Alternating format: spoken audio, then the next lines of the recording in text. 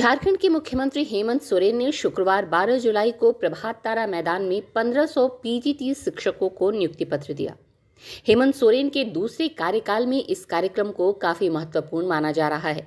इससे पहले ये कार्यक्रम 3 जुलाई को होना था, लेकिन राजनीतिक बदलाव के कारण अब नई सरकार में नियुक्ति पत्र वितरित किया गया। पीजीटी अभ्यर्थियों ने भी इसके पीछे काफी संघर्ष किया। नियुक्ति पत्र मिलने के बाद अब अभ्यर्थी खुशी से गदगद हैं। उनके चेहरे पर खुशी साफ झलक रही थी।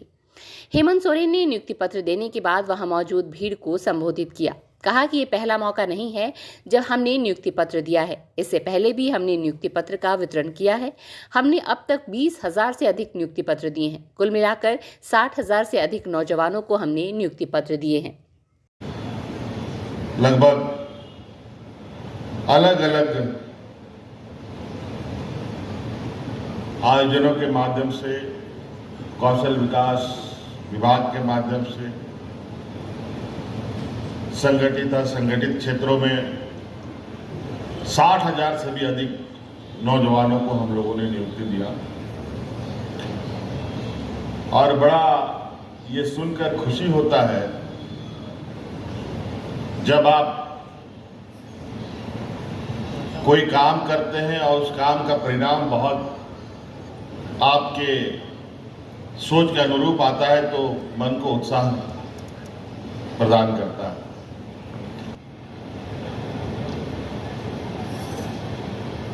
उनमें से निकले जो अपने कौशल के बदौलत आज वो देश में तो काम कर ही रहे थे, अब अपने आप को उस तरीके से निखारा कि आज विदेशों में भी वो अपना स्वरोजगार के लिए निकल पड़े। 2022 में 3,120 पीजीटी शिक्षकों की नियुक्ति प्रक्रिया शुरू हुई थी।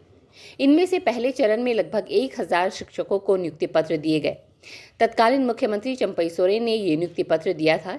चयनित शिक्षकों के प्रमाण पत्रों की जांच हो गई है। अब शुक्रवार को 1500 शिक्षकों को नियुक्ति पत्र सीएम हेमंत सोरेन ने दिया। इससे शिक्षकों में उत्साह काफी था।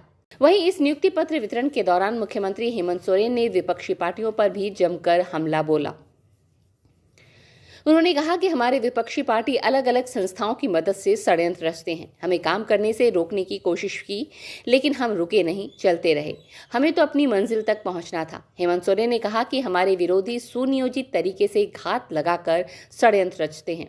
हम झारखंड के लोग इनके षड्यंत्र को कभी कभी समझ नहीं पाते। इसका नतीजा हुआ कि मुझे 5 महीने जेल में रहना पड़ा। अपनी लक्ष्य और मंजिल तक पहुंचना था, लेकिन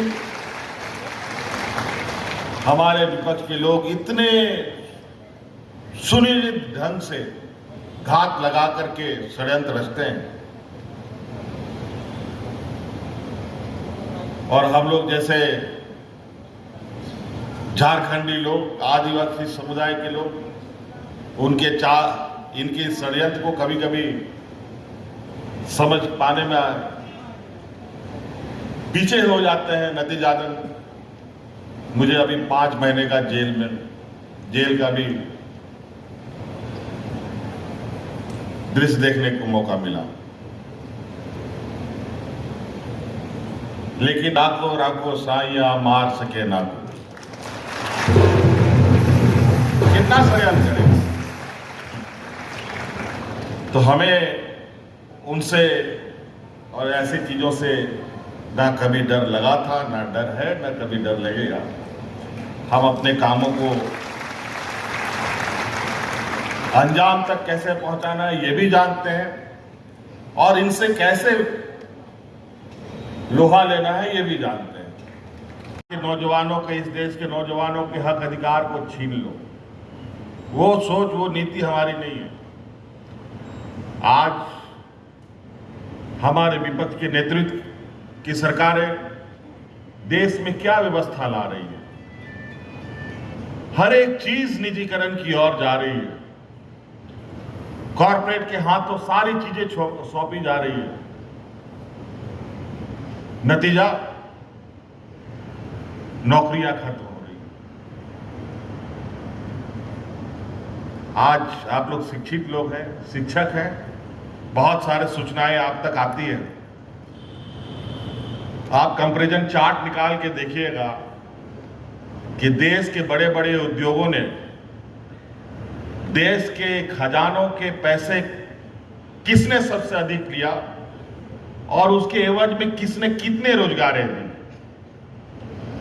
तो आपको स्पष्ट रूप से पता चलेगा जिसने सबसे अधिक पैसा लिया है उसने सबसे कम रोजगार दिया है और जिसने सबसे कम पैसा लिया उसने सबसे अधिक रोजगार दिया।